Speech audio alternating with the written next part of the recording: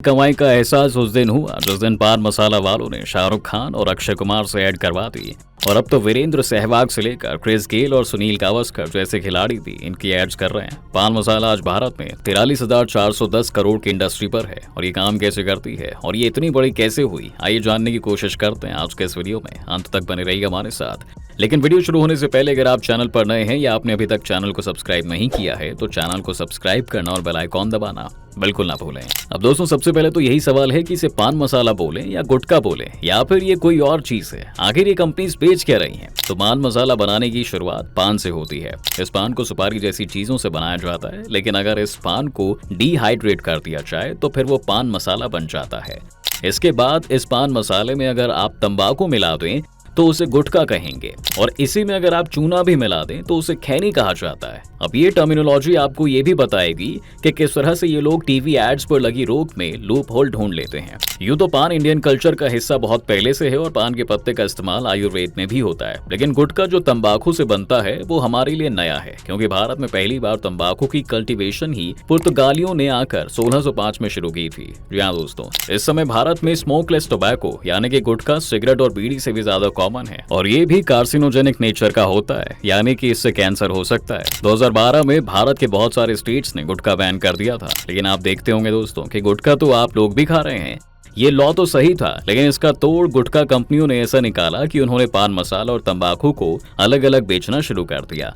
इसलिए आपने कभी किसी को गुटखा खरीदते हुए देखा है तो वो 2 पैकेट्स लेता है और उन्हें मिक्स भी करता है। भारत में सबसे ज्यादा गुटखा कंज्यूम करने वाले राज्यों की बात करें तो त्रिपुरा और मणिपुर में लगभग 50% लोग गुटखा खाते हैं, और इसके अलावा यूपी, झारखंड, ओडिशा, एमपी, अरुणाचल, नागालैंड और असम जैसे स्टेट्स में करीब 25% लोग गुटखा खाते हैं। इस समय अगर हम टोटल इंडियन पॉपुलेशन की बात कर लें तो हमारे देश में 20 करोड़ से भी ज्यादा लोग गुटखा कंज्यूम करते हैं, जो कि रूस, बांग्लादेश और जापान जैसे देशों की कुल जनसंख्या से भी ज्यादा लोग हैं। गुटखे के पॉपुलर होने के पीछे बहुत सी वजहें हैं। दरअसल हमारे समाज में ये मान्यता है दोस्तों कि गुटखा एक सिगरेट से कम हानिकारक होता है, जिस वजह से मर्द ही नहीं बल्कि औरतें भी गुटखा खाना प्रेफर करती हैं। इसके अलावा गुटखा खाने वाले ज्यादातर लोग बहुत ही गरीब परिवारों से होते हैं, जो दिन भर शहरों में मजदूरी करके पैसा कमाते हैं। गुटखे से भूख को कुछ देर के लिए शांत किया जा सकता है, और इसी वजह से मजदूर तबके के लोगों में ये भूख को दबाने के भी काम में आती है। और क्योंकि ये काफी सस्ता भी है, इसलिए इसे वो अफोर्ड कर पाते हैं।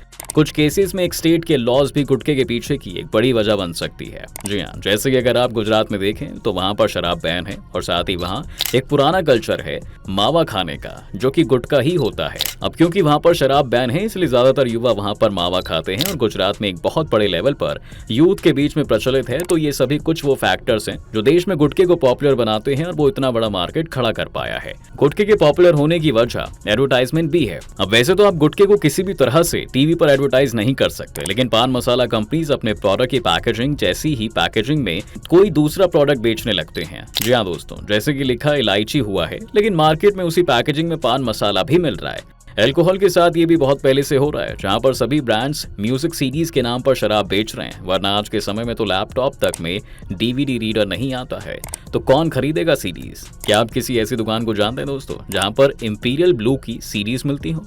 यही चीज पान मसाला कंपनियों की तरफ से भी हो रही है, और ये लोग तो जेम्स बॉन्ड का रोल कर चुके हैं। पियर्स मॉर्गन को भी ये कहकर ऐड में ले आए थे कि वो माउथ फ्रेशनर एंडोर्स कर रहे हैं। पिछले कुछ समय में कई सारे नए बॉलीवुड एक्टर्स ने पान मसाले की ऐड करने से मना कर दिया है, और अक्षय कुमार और अमिताभ बच्चन ने अपनी एड्स के लिए लोगों से माफी भी मांगी है। कई लोगों को ये लगता है कि ऐड देखकर कोई ये थोड़ी ना डिसाइड कर सकता है कि उसे पान मसाला खाना है, पर ये बात सही नहीं है। आप खुद सोचिए कि आपको पहली बार पान मसाला के बारे में पता ही टीवी से चलता था। जी हाँ दोस्तों, इसके बाद आपने उसे बाहर देखा और जाना कि ये घर से कितने पास मिलता है। अब अगले कई सालों तक आपको लगातार वो ये एड्स दिखाएंगे जो कि पान मसाला खाने वाले लोगों की एक माचो इमेज आपको दिखा रहे होंगे। तो क्या फिर आपका मन 13 से 14 साल की उम्र में ही इस तरह के प्रोडक्ट्स की तरफ आकर्षित नहीं हो जाएगा? प्रोपेगेंडा की मदद से तो सोवियत यूनियन और अमेरिका जैसे देशों ने पूरी कोल्ड वॉर लड़ी थी, तो क्या यही प्रोपेगेंडा जब आपको और आपके परिवार के लोगों को क्या प्रभावित नहीं करेगी? और इन एड्स का काम सिर्फ एक ही है कि आप एक बार उनका प्रोडक्ट ट्राई कर लें, क्योंकि उसके बाद तो आपको उसकी आदत लगी जानी है, और अगर आदत ना भी लगे तो आपको उसे दोबारा खाने के चांसेस काफी हद तक बढ़ जाएंगे। तो एक तरह से ये अनफेयर सिस्टम है। दोस्तों, अगर आपने सैमसंग का ऐड देखकर सैमसंग का फोन खरीद लिया, लेकिन आपको पसंद नहीं आया तो ऐसा नहीं है कि आप अगली बार आप सैमसंग का ही फोन खरीदने के लिए बाध्य होंगे। इसलिए वो एक फेयर सिस्टम है, इसलिए उन्हें एडवर्टाइजमेंट की मंजूरी दी जा सकती है। लेकिन पान मसाला कंपनीज को इन लूप होल्स को इस्तेमाल नहीं करने देना चाहिए, क्योंकि ये आने वाली कई नस्लें खराब कर सकते हैं। यहाँ पर अगर एक स्ट्रिक्ट पॉलिसी नहीं बनाई गई तो क्या पता कल को कोई भी किसी लूप होल का फायदा उठाकर टीवी पर बंदूक ना बेचने लगे। दोस्तों, क्या आप ये जानते हैं कि 2020 में oral cancer diagnosis and perspectives in India नाम से एक स्टडी रिलीज की गई थी, जिसमें बताया गया था कि दुनिया भर में कैंसर का छठा सबसे कॉमन रूप ओरल कैंसर ही है, जिसके लिए गुटखा बहुत ज्यादा जिम्मेदार है।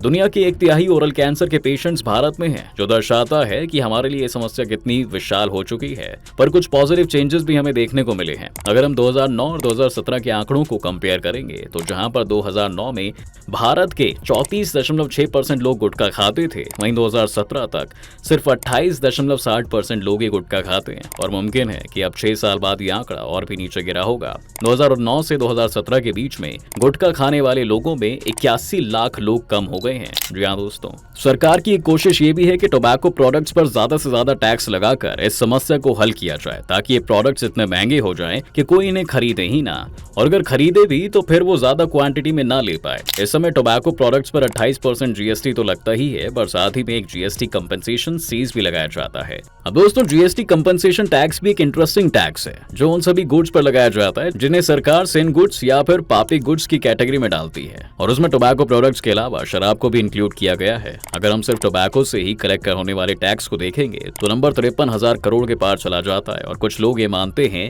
कि ये भी एक वजह है जिस वजह से सरकार नहीं चाहती है कि लोग टोबैको कंज्यूम करना छोड़ें, लेकिन ये राय सही नहीं है। जी हाँ दोस्तों, आप यहाँ पर टोबैको टैक्स से कलेक्ट होने वाले रेवेन्यू को तो देख रहे हैं, लेकिन आप इसमें वो लॉस फैक्टर नहीं कर रहे हैं जो कि ह्यूमन रिसोर्स लूज करने की वजह से देश को होता है। 2017 में दी हिंदू अखबार का कहना था कि इकोनॉमिक और हेल्थ एक्सपेंसेस जो कि टोबैको यूज के कारण हुए हैं या फिर सेकेंड हाफ स्मोकिंग के कारण उनकी कॉस्ट करीब 2 लाख करोड़ थी, जो उस समय हमारी जीडीपी का 1.4% था और टोबैको टैक्स के रेवेन्यू से 4 गुना था।